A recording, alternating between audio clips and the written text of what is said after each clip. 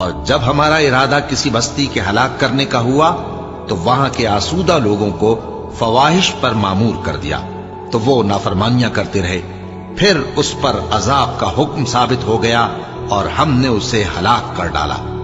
اور ہم نے نوح کے بعد بہت سی امتوں کو ہلاک کر ڈالا، اور تمہارا پروردگار اپنے بندوں کے گناہوں کو جاننے اور دیکھنے والا کافی ہے۔ جو شخص دنیا کی آسودگی کا خواہش مند ہو تو ہم اس میں سے جسے چاہتے ہیں اور جتنا چاہتے ہیں جلد دے دیتے ہیں۔ پھر اس کے لیے جہنم کو ٹھکانہ مقرر کر رکھا ہے، جس میں وہ نفرین سن کر اور درگاہ الہی سے راندہ ہو کر داخل ہوگا۔ اور جو شخص آخرت کا خواستگار ہو اور اس میں اتنی کوشش کرے جتنی اسے لائق ہے، اور وہ مومن بھی ہو، تو ایسے ہی لوگوں کی کوشش ٹھکانے لگتی ہے۔ ہم ان کو اور ان کو سب کو تمہارے پروردگار کی بخشش سے مدد دیتی ہیں، اور تمہارے پروردگار کی بخشش کسی سے رکی ہوئی نہیں۔ دیکھو ہم نے کس طرح بعض کو بعض پر فضیلت بخشی ہے، اور آخرت درجوں میں دنیا سے بہت برتر اور برتری میں کہیں بڑھ کر ہے۔ اور اللہ کے ساتھ کوئی اور معبود نہ بنانا کہ ملامتیں سن کر اور بے کس ہو کر بیٹھے رہ جاؤ گے۔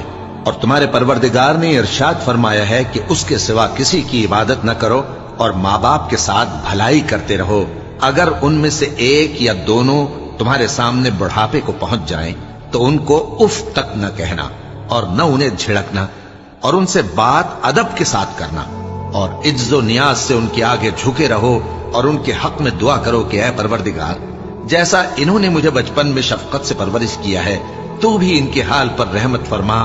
جو کچھ تمہارے دلوں میں ہے تمہارا پروردگار اس سے بخوبی واقف ہے۔ اگر تم نیک ہوگے تو وہ رجوع لانے والوں کو بخش دینے والا ہے۔ اور رشتہ داروں اور محتاجوں اور مسافروں کو ان کا حق ادا کرو، اور فضول خرچی سے مال نہ اڑاؤ، کہ فضول خرچی کرنے والے تو شیطان کے بھائی ہیں، اور شیطان اپنے پروردگار کی نعمتوں کا کفران کرنے والا یعنی ناشکرا ہے۔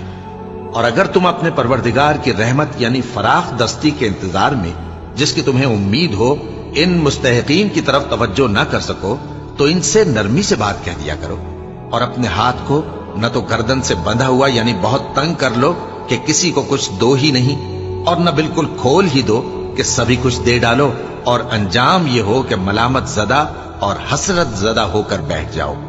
بے شک تمہارا پروردگار جس کی روزی چاہتا ہے فراخ کر دیتا ہے، اور جس کی روزی چاہتا ہے تنگ کر دیتا ہے۔ وہ اپنے بندوں سے خبردار ہے اور ان کو دیکھ رہا ہے۔ اور اپنی اولاد کو مفلسی کے خوف سے قتل نہ کرنا، کیونکہ ان کو اور تم کو ہم ہی رزق دیتے ہیں۔ کچھ شک نہیں کہ ان کا مار ڈالنا بڑا سخت گناہ ہے۔ اور زنا کے پاس بھی نہ جانا کہ وہ بے حیائی ہے اور بری راہ ہے۔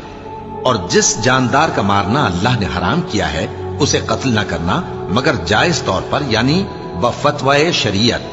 اور جو شخص ظلم سے قتل کیا جائے ہم نے اس کے وارث کو اختیار دیا ہے کہ ظالم قاتل سے بدلہ لے، تو اس کو چاہیے کہ قتل کے قصاص میں زیادتی نہ کرے کہ وہ منصور و فتح یاب ہے۔ اور یتیم کے مال کے پاس بھی نہ پھٹکنا مگر ایسے طریق سے کہ بہت بہتر ہو، یہاں تک کہ وہ جوانی کو پہنچ جائے۔ اور عہد کو پورا کرو کہ عہد کے بارے میں ضرور پرسش ہوگی۔ اور جب کوئی چیز ناپ کر دینے لگو تو پیمانہ پورا بھرا کرو، اور جب تول کر دو تو ترازو سیدھی رکھ کر تولا کرو۔ یہ بہت اچھی بات اور انجام کے لحاظ سے بھی بہت بہتر ہے۔ اور اے بندے، جس چیز کا تجھے علم نہیں اس کے پیچھے نہ پڑ، کہ کان اور آنکھ اور دل ان سب اعضاء کے بارے میں ضرور باز پرس ہوگی۔ اور زمین پر اکڑ کر اور تن کر مت چل کہ تو زمین کو پھاڑ تو نہیں ڈالے گا، اور نہ لمبا ہو کر پہاڑوں کی چوٹی تک پہنچ جائے گا۔ ان سب عادتوں کی برائی تیرے پروردگار کے نزدیک بہت ناپسند ہے۔ اے پیغمبر، یہ ان ہدایتوں میں سے ہیں جو اللہ نے حکمت کی باتیں تمہاری طرف وحی کی ہیں، اور اللہ کے ساتھ کوئی اور معبود نہ بنانا کہ ایسا کرنے سے ملامت زدہ اور راندہ درگاہ بنا کر